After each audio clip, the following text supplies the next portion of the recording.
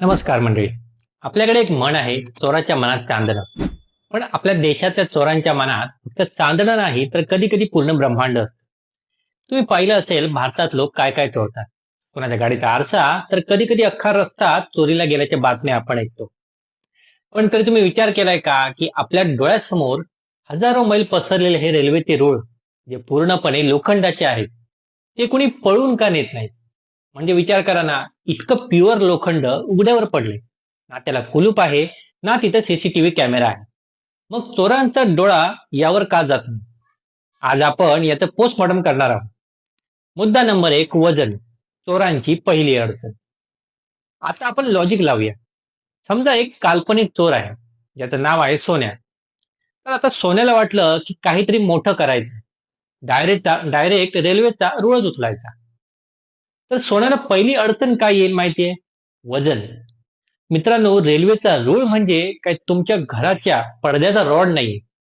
रेल्वेच्या 1 मीटर रुळाचं वजन साधारणतः 60 किलो असतं. आता गणिताचा हिशोब करा. जर सोन्याला फक्त 10 फुटाचा एक तुकडा चोरायचा असेल, तर त्याला जवळपास 180 ते 200 किलो लोखंड उचलावं लागेल. एवढं वजन उचलायला सोन्याला खलीला सोबत न्यावं लागेल. बरं, उचललं तरी ते घेऊन पळणार कुठे? रेल्वे ट्रॅकच्या आजूबाजूला असते ती टोकदार खडी. त्या खडीवर चालताना आपली एसी गाडी सुद्धा डगमगते. ते 200 किलोचं ओझं खांद्यावर घेऊन पळणं म्हणजे स्वतःच्या पायावर कुऱ्हाड नाही, तर पूर्ण रेल्वे इंजिन पाडून घेण्यासारखं आहे. मुद्दा नंबर 2, इंजिनिअरिंगचा दे धक्का. दुसरी गोष्ट म्हणजे हे रूळ तिथे ठेवलेले नसतात, तर ते जडले असतात. तुम्ही कधी बारकाईने पाहिलंय का की रुळांना सिमेंटच्या लाद्यांशी, ज्याला स्लिपर्स म्हणतात, जोडण्यासाठी पेंड्रोल क्लिप्स वापरल्या जातात. त्या क्लिप्स अशा पद्धतीने डिझाईन केलेल्या असतात की रेल्वेचं हजारो टन वजन त्यावर पडलं तरी त्या हलत नाही.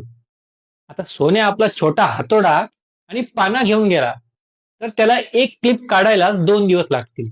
आणि त्या क्लिप काढताना जो आवाज होईल ना, तो ऐकून आजूबाजूच्या गावातली कुत्री सुद्धा झोपेतून जागी होऊन सोन्याला प्रसाद द्यायला येते.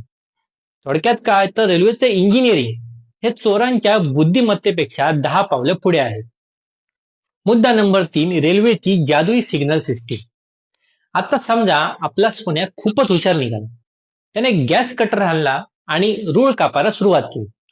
पण इथेच खरी मजा आहे. रेल्वेचे रूळ हे फक्त लोखंडाचे तुकडे नसतात, तर ते एका इलेक्ट्रिक सर्किटचा भाग असतात. जसा सोन्याने रूळ कापला, तसं ते सर्किट ब्रेक होतं. आणि सर्किट ब्रेक झालं की जवळच्या स्टेशन मास्टरच्या पॅनेलवर लाल दिवा लुकलुकू लागतो. स्टेशन मास्टरला वाटतं की ट्रॅक तुटलाय आणि काहीतरी मोठा बिघाड झालाय. तो लगेच इमर्जन्सी ब्रेक लावण्याचे आदेश देतो आणि गँगमनला तिकडे पाठवतो. म्हणजे सोन्याचं काम अर्धवट व्हायच्या आतच आलोच आम्ही म्हणत रेल्वेचे कर्मचारी तिथे हजर होतात. आता मुद्दा नंबर 4, भंगारवाला सर्वात मोठा विलन. बरं, समजा नशिबाने साथ दिली आणि सोन्याने रूळ चोरलाच. आता तो विकणार कुठे? आपल्या गल्लीतल्या भंगारवाल्याकडे? भंगारवाला तो रूळ बघितल्या बघितल्या ओळखणार की हा सरकारी माल आहे. कारण रेल्वेच्या प्रत्येक रुळावर आणि प्रत्येक तुकड्यावर बॅच नंबर, साल आणि इंडियन रेल्वेचा शिक्का असतो. हे लोखंड विकत घेणं म्हणजे स्वतःच्या मृत्यूपत्रावर सही करणे इतकं आहे. कुठलाही भंगारवाला इतका वेडा नसतो की तो रेल्वेचं लोखंड घेऊन स्वतःच्या दुकानावर पोलिसांची धाड पाडून घेईल. आणि जर सोन्या हे लोखंड वितळवायला गेला, तर तेवढं तापमान करेपर्यंत सोन्या स्वतःच वितळून जाईल. तर मंडळी, तात्पर्य काय? रेल्वेचे रूळ चोरीला न जाण्यामागे जबरदस्त वजन, अफाट इंजिनिअरिंग, हुशार सिग्नल सिस्टीम आणि कायद्याचा धाक ही कारणं आहेत. आणि सर्वात महत्वाचं म्हणजे आपली रेल्वे ही देशाची संपत्ती आहे. तिची चोरी करणं म्हणजे स्वतःच्या घराची भिंत पाडण्यासारखं आहे.